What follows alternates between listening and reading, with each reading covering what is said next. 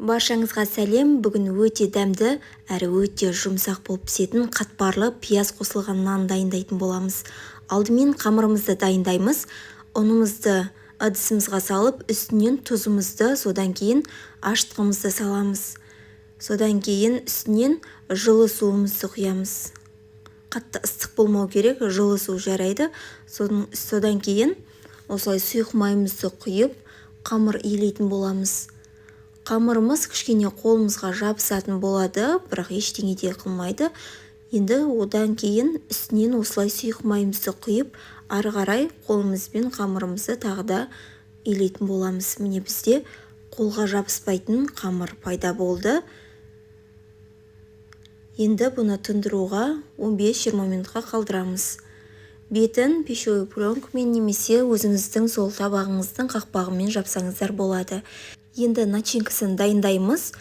Мен осылай көк пиязды және де укропты алдым. Осылай жіңішке етіп турап аламыз, ұсақ-ұсақ етіп. Содан кейін 2 үлкен пияз алдым. Оны да 2-ге бөліп осылай жіңішке етіп тураймыз. Енді пияздарымыз турап болғаннан кейін бір ыдысымызға салып, үстінен дәміне қарай тұз және де қарабұрыш қосамыз. Қатты тұзымыз көп болып кетпеу керек. Енді қолымызбен осылай умаждаймыз. Пиязымыз өлу керек, сол себепті. Міне бізде начинкамыз дайын болды. Манаға тындырып қойған қамырымызды алып, міне қараңыздар қандай созылмалы қамыр пайда болды. 2 бөлікке бөлеміз. Осы қамырдан 2 нан шығады. Енді біріншісін дайындап алғанға дейін екіншісін осылай жауып қалдырамыз. Енді осыны барынша жұп-жұқа етіп жаятын боламыз. Оған дейін сары майымызды ертіп дайындап қоямыз. Міне ерген сары майымызды осылай бетінен жағып шығамыз.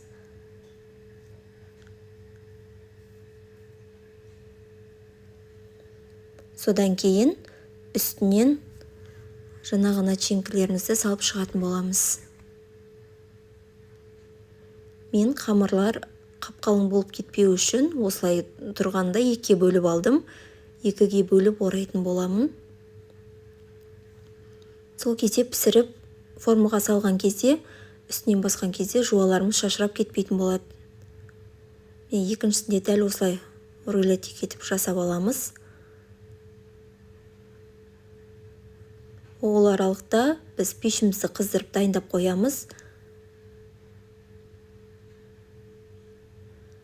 Енді міне қараңыздар, дәл видеодағыдай етіп орналастырып шығамыз. Келесін дәл солай жалғастырып саламыз.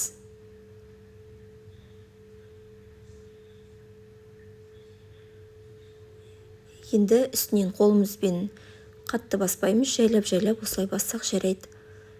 Енді бетін жауып 5-10 минутқа қалдырамыз.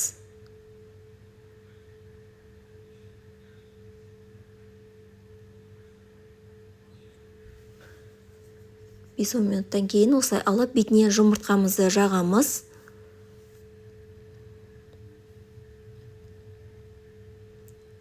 Енді өз қалауларыңыз бойынша мен мак қостым. Сіздер күнжіт сепсеңіздер немесе болмаса тіпті керек емес. Енді қызып тұрған пешімізге салып пісуін күтетін боламыз. Міне бізде нанымыз пісіп дайын болды. Қараңыздар. Менің арнама тіркелуді ұмытпаңыздар. Сіздермен болған сандуғаш. Назарларыңызға көптен көп рахмет. Барлықтарыңызға ас болсын.